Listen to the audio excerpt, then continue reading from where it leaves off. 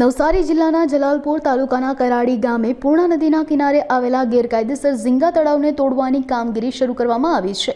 National green ટ્રિબ્યુનલના હુકમ અનુસાર કામગીરી શરૂ કરવામાં આવી છે। ઝીંગા તળાવના માલિકોને નોટિસ આપી 3 વખત સુનાવણી કર્યા બાદ પુરાવા રજૂ ન કરતા ગેરકાયદેસર 4 એકરમાં આવેલા ઝીંગા તળાવને હવે તોડી પાડવામાં આવ્યું છે।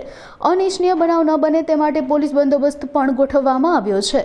આજરોજ નેશનલ ગ્રીન ટ્રિબ્યુનલના હુકમ અંતર્ગત મહેરબાન કલેક્ટર સાહેબના માર્ગદર્શનમાં કરાડી મુકામે ખારખાંજણની જગ્યામાં સરકારી પડતર જગ્યામાં જે લોકો દ્વારા ગેરકાયદેસર ઝીંગા તળાવ બાંધકામ કરવામાં આવેલા હતા એની જમીન મહેસૂલ કાયદાની કલમ 61 મુજબની કાર્યવાહી પૂર્ણ કરી અને માપણી કરાવ્યા બાદ દબાણ પ્રસ્થાપિત થયા, જેના કારણે આજે એ દબાણને તોડવા માટે મામલતદાર કચેરી જલાલપોર, તાલુકા પંચાયત કચેરી અને પોલીસ સ્ટેશન જલાલપોર અને આખી સરકારના મિકેનિઝમ સાથે સ્થળ પર દબાણ દૂર કરવાની કાર્યવાહી કરવામાં આવે છે।